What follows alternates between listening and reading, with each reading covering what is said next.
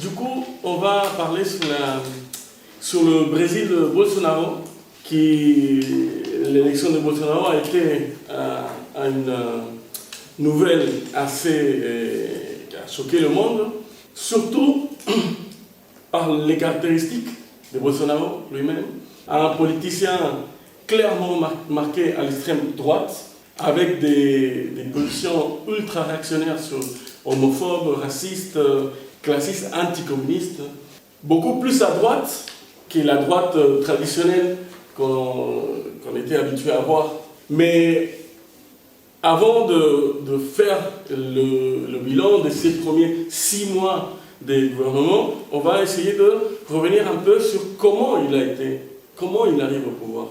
Alors la première chose qu'on doit dire, c'est que le Brésil, l'élection présidentielle de 2018 au Brésil, c'était l'une des plus antidémocratiques de l'histoire brésilienne. Ce sont des élections qui ont eu lieu dans le cadre de ce qu'on appelait le coup d'État institutionnel. Vous savez qu'en 2016, Dilma Rousseff, l'ex-présidente du Brésil du Parti des travailleurs, le PT, a été destituée pour une affaire complètement secondaire. Ce qui a donné le pouvoir à son vice-président, Michel Temer, qui a dirigé un gouvernement complètement antipopulaire, impopulaire, mais ultra-libéral. Aussi, un autre élément important pour comprendre l'élection de Bolsonaro, la montée de Bolsonaro, c'est la prison arbitraire de Lula, aussi quelques mois seulement avant l'élection. Et ça, alors que Lula, c'était le principal candidat à être élu président. La bourgeoisie brésilienne et l'impérialisme voulaient mettre un coup d'accélérateur dans les réformes néolibérales au Brésil pour augmenter les profits. Et pour ça, ils pensaient que le PT était incapable de le faire. Ou pas à la mesure qu'ils voulaient. Alors tout a été monté avec l'opération anticorruption, Lava Jato et d'autres pour empêcher que le PT revienne au pouvoir et favoriser la droite traditionnelle. Mais Bolsonaro n'était pas la droite traditionnelle. On peut dire que Bolsonaro a été l'enfant non désiré de ce coup d'État institutionnel au Brésil. Avec le discrédit, avec la Lava Jato, et toutes les opérations anticorruption, il y a eu un discrédit sur l'ensemble de la classe politique. Donc la droite traditionnelle aussi a été touchée, il s'est effondré. Et ce n'est pas le PT tellement qu'il s'est effondré, mais plutôt la droite traditionnelle. Et dans ce cadre-là, c'est Bolsonaro qui apparaissait comme un outsider, qui a absorbé tout le vote anti-PT. Donc, voilà, à la fin, quand la bourgeoisie a vu que ce n'était pas la droite qui allait gagner, elle a décidé de soutenir plutôt Bolsonaro, mais avec beaucoup de méfiance. Donc ça, c'est très important pour la suite, pour voir comment ça s'est développé ensuite, le gouvernement de Bolsonaro. Et Bolsonaro, c'est, dans ce sens-là, une sorte d'accident de parcours pour la bourgeoisie. Et ça se voit que, par exemple, le dernier meeting qu'il fait, il fait un message vidéo pour des milliers de supporters, il fait un discours clairement fascisant, en menaçant de mettre en prison les militants de gauche, etc. Alors, on peut se demander, est-ce que le Brésil est tombé dans le fascisme, ou qui est en train d'avancer de façon accélérée vers le fascisme? Du coup, moi, par la suite, je vais développer un peu sur les 6 premiers mois de Bolsonaro au pouvoir, les crises qu'il y a eu, ou qu'il y a encore par en haut, mais aussi les crises par en bas, et finir avec quelques remarques critiques ou polémiques sur les positions de l'extrême gauche au moment de l'élection de Bolsonaro. Alors, pour parler de la crise par en haut, il faut savoir que Bolsonaro, ok, c'était un accident de parcours, c'était pas la première option de la bourgeoisie, mais il a séduit une grande partie de la bourgeoisie avec un discours ou des promesses, des réformes néolibérales radicales. Et en plus de ça, il combinait un discours conservateur sur les aspects sociaux qui attirait une partie des classes populaires. Donc, cette combinaison-là, bon, la bourgeoisie se disait, bon, c'est bon, au moins, ok, c'est pas notre première option, mais il va peut-être, ça peut nous servir pour avancer rapidement sur des réformes importantes, comme la réforme des retraites. Mais 6 mois, on est plus de 6 mois après l'élection de Bolsonaro, et il n'y a rien de tout ça, le plus important, qui a avancé en termes de réformes. Du coup, ces manques d'avancée ouvrent des contradictions déjà au sein du gouvernement. Et un mécontentement de la part de la bourgeoisie elle-même. La réforme des retraites, pour donner un exemple, qui était la mère de toutes les réformes, parce que c'était celle qui voulait être la plus forte, elle est bloquée au Parlement et utilisée par la droite ou le centre, plutôt centre-droit, pour faire un chantage contre Bolsonaro. Mais quel chantage? Parce que justement, le fait que Bolsonaro ne soit pas le candidat naturel de la bourgeoisie a créé rapidement au sein du gouvernement 2 pôles importants. Parce qu'il y a une partie du gouvernement, du camp du gouvernement, qui veut contrôler Bolsonaro. Et cette aile-là, c'est une aile surtout composée de militaires. Bolsonaro toujours les militaires ont joué un rôle politique après la dictature au Brésil, plus ou moins important, mais avec la montée de Bolsonaro, il joue un rôle central aujourd'hui. Ce n'est pas seulement les militaires politiciens, mais l'armée elle-même joue un rôle politique central. Du coup, on a les 2 pôles qui s'affrontent avec 2 projets différents. Un pôle plus autour du gouvernement et du président plutôt, qui serait un pôle avec un projet bonapartiste présidentiel. Ça veut dire donner plus d'importance et des pouvoirs au pouvoir exécutif au détriment du Parlement et de la justice. Et l'autre variante qui regroupe la droite traditionnelle, les cercles de pouvoir économique traditionnels, les médias, etc., qui est plus pour un bonapartisme institutionnel. Donc, superficiellement, même, on pourrait dire, voilà, c'est les plus modérés. Ils veulent continuer avec un modèle de bonapartisme institutionnel comme celui qui a mis dehors Dilma, celui qui a mis en prison Lula, etc. Ils veulent que Bolsonaro arrête les provocations, qu'arrête la campagne politique et qu'il se concentre son énergie dans les réformes. Il y a un autre élément qui empêche le gouvernement d'avancer plus vite dans les réformes, qui sont les scandales. Depuis le début aussi du gouvernement, il y a eu beaucoup, et ces derniers temps, on a l'impression que toutes les semaines, il y a un scandale différent. Le premier, je vais évoquer certains, mais le premier, le plus important, c'est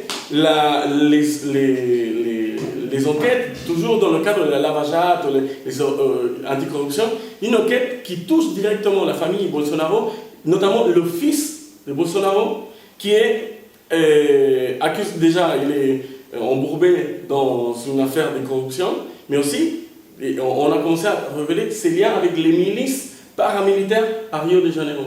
Le dernier scandale qu'on a connu au niveau international, c'est celui de l'Aerococa, où un militaire qui accompagnait la délégation officielle de Bolsonaro au G20 a été retrouvé avec 39 kilos de cocaïne, même pas dissimulé, hein.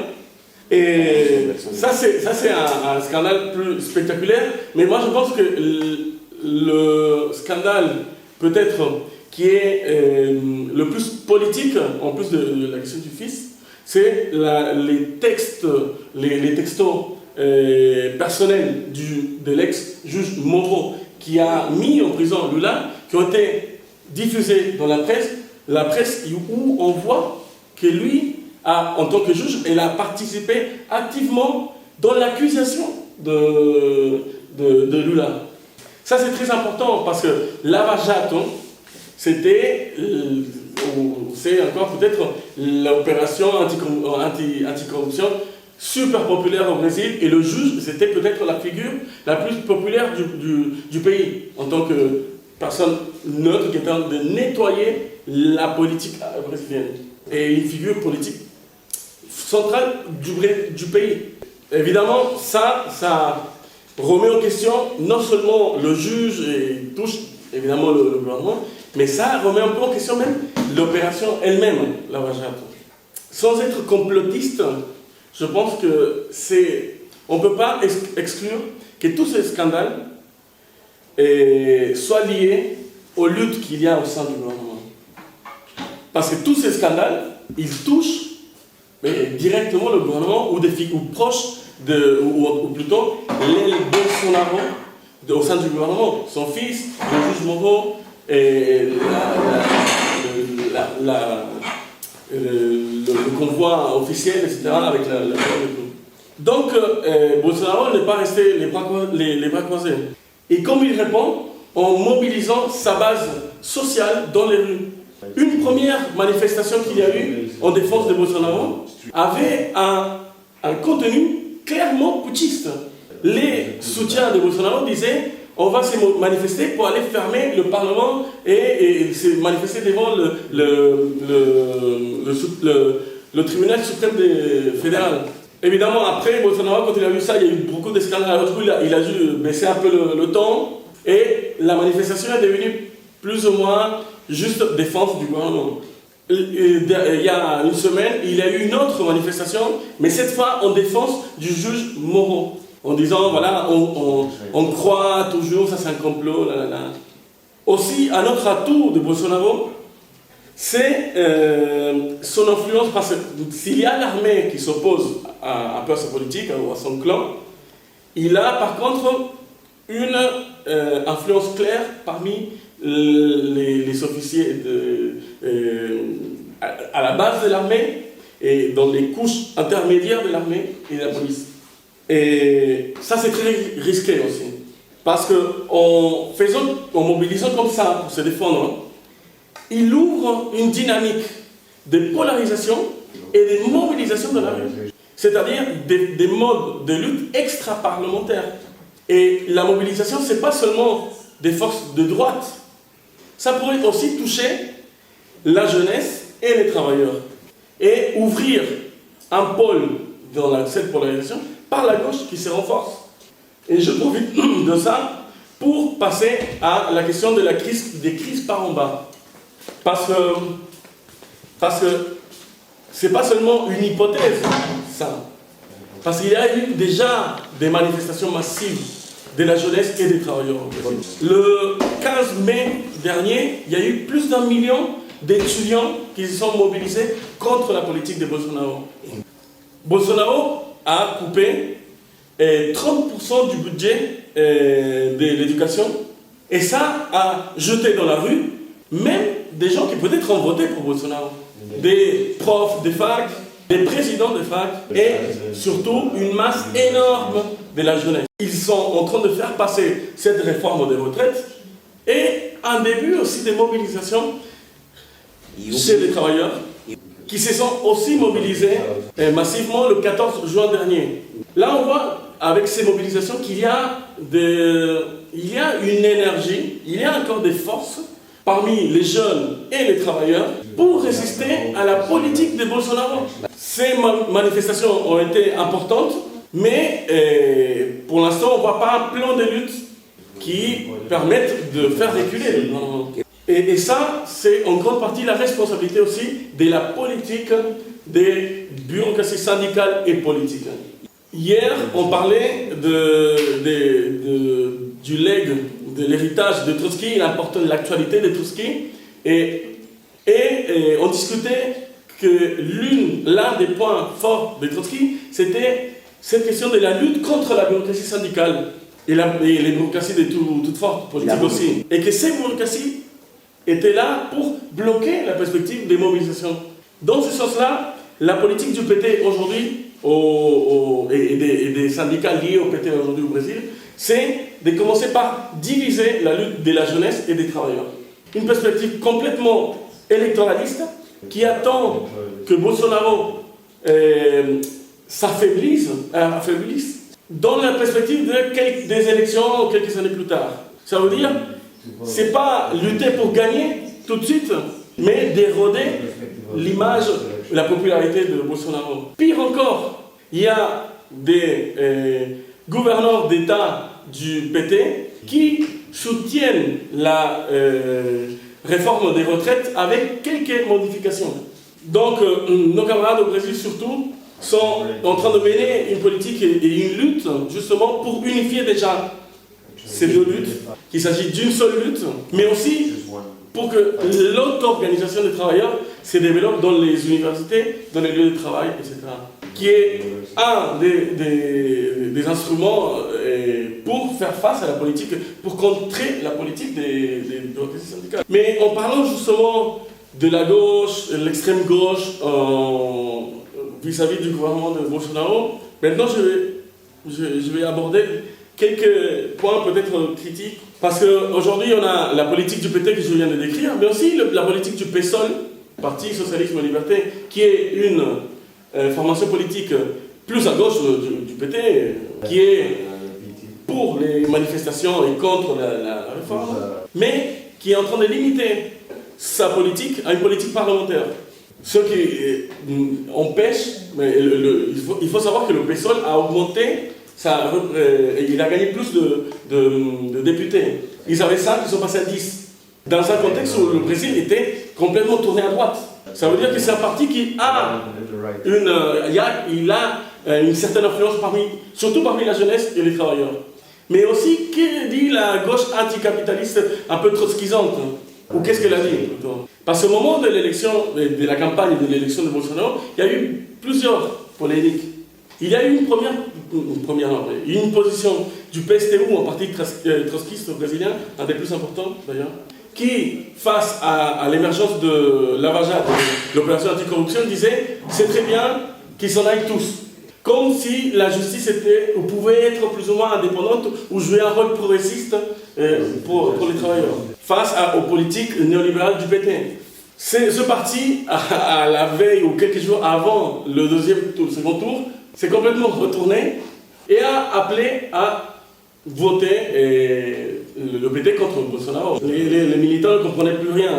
Ils étaient là, ils ont fait pendant 2 ans, 3 ans de campagne pour dire que oui, Lula en prison et tout, et c'est très bien. Et là, tout à coup, il fallait voter pour le PT. Mais le plus important en réalité de cette affaire, c'est qu'avec les révélations des textos personnels du juge Moro, on a vu que c'était vrai que la prison de Lula et la persécution sélective de l'opération Lava Jato étaient bel et bien dirigées par ce même juge. C'était une opération politique que nous, nos camarades du Brésil, avec d'autres aussi au Brésil, avons dénoncé dès le début comme une opération politique. Évidemment qu'on a toujours gardé notre indépendance vis-à-vis du PT et les critiques vis-à-vis de la politique néolibérale du PT, mais nous voyons qu'une attaque contre Lula, la principale figure politique du pays, ou l'une des principales, est constituée aussi une menace pour l'ensemble des travailleurs.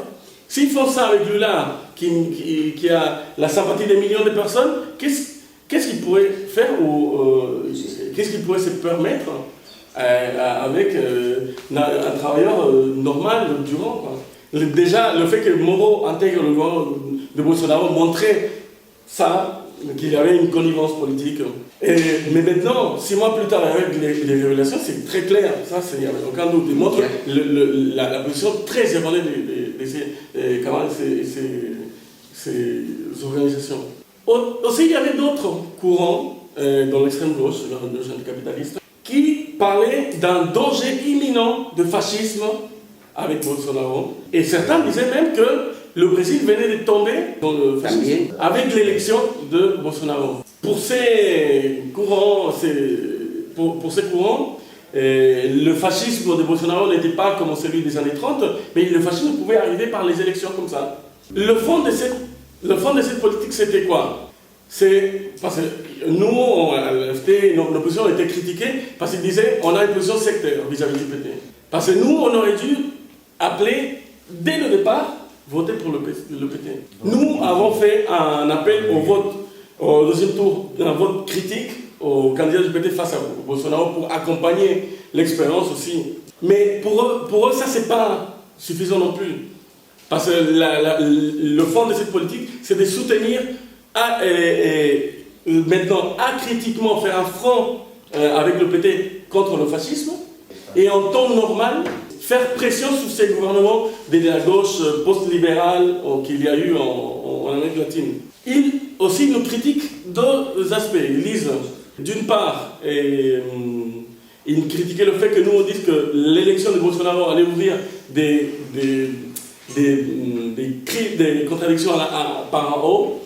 Et d'autre part, que nous on disait que certes, il y a une avancée de la droite, et de l'extrême droite plutôt, mais que Bolsonaro devait passer encore le test de la lutte des classes, que sa politique allait ouvrir des résistances, et pour ces gens-là, enfin, pour ces camarades, au contraire, nous on était en train de faire une sorte de fantasme de la lutte des classes, comme si on était en train de dire « Ah, ne vous inquiétez pas, il y aura de la lutte des classes », mais en dehors de la réalité. Et je pense qu'aujourd'hui, 6 mois plus tard, les deux points critiques qu'ils nous faisaient se sont confirmés. Les crises par en haut, si aujourd'hui on ne voit pas qu'il y a une crise par en haut, il faut être un aveugle. Et si on ne voit pas qu'il y a encore des forces dans la jeunesse et chez les travailleurs pour résister à la politique de Bolsonaro, c'est qu'on n'a pas vu non plus les millions de personnes qui sont mobilisées. Évidemment, ça, c'est pas pour avoir un discours tranquillisateur, un peu calmez-vous, ça va aller, tout est normal. Non, au Brésil, la situation, elle est assez pourrie. Il y a eu un virage à droite clair. Il y a une montée de l'extrême droite. Et Bolsonaro essaie de faire passer des lois pour faciliter le port d'armes. Et ça, c'est pas les pauvres des favelas qui vont avoir des armes. C'est la petite bourgeoisie, ceux qui soutiennent Bolsonaro. Et dans ce cadre-là, on ne peut pas exclure qu'il y ait une base sociale de Bolsonaro armée. Et on ne peut pas non plus exclure que dans une situation de polarisation plus forte, la base de l'armée et de la police suivent Bolsonaro aussi. Et que les politiques modérées de la bourgeoisie plus concentrée échouent. Du côté des travailleurs aussi, il y a beaucoup de risques. Parce que la classe ouvrière brésilienne, elle n'est pas complètement défaite ni démoralisée, mais elle a subi des coups importants. Elle est atomisée et avec des directions syndicales complètement conciliatrices. Mais pour nous, on ne peut pas déjà décréter que Bolsonaro a gagné. D'abord parce que c'est faux. Et même au sein de la base sociale de Bolsonaro, il y a des contradictions. J'ai vu ce matin sur Twitter que des policiers et des secteurs politiques, des représentants des forces armées, sont sortis d'une réunion d'une commission parlementaire sur la réforme des retraites au cri de Bolsonaro traître. Parce qu'ils voulaient mettre des amendements pour que la retraite des policiers soit une réforme, mais pas trop. Mais les amendements ont été rejetés. Donc ça ouvre même une contradiction de la base de Bolsonaro, et la base la plus active. Mais surtout, et pour nous, et c'est ça important pour nous, c'est que, comme j'ai essayé de le montrer ici, c'est que les travailleurs peuvent encore, et la jeunesse peuvent encore lutter. Et qu'il y a encore des marges de manœuvre pour éviter les pires scénarios.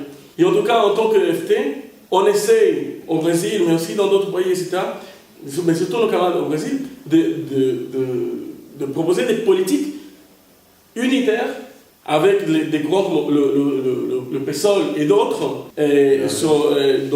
parmi les étudiants, parmi les travailleurs, de mener des politiques communes de défense face aux attaques très fortes, très dures du gouvernement actuel. Et c'est sur cette base qu'on pense qu'il est possible encore d'arrêter les politiques de Bolsonaro. Et si au Brésil il y a une défaite ou un recul important de Bolsonaro, vous pouvez imaginer que ça aura des conséquences dans l'ensemble du continent et voire plus. Et voilà, sur ça,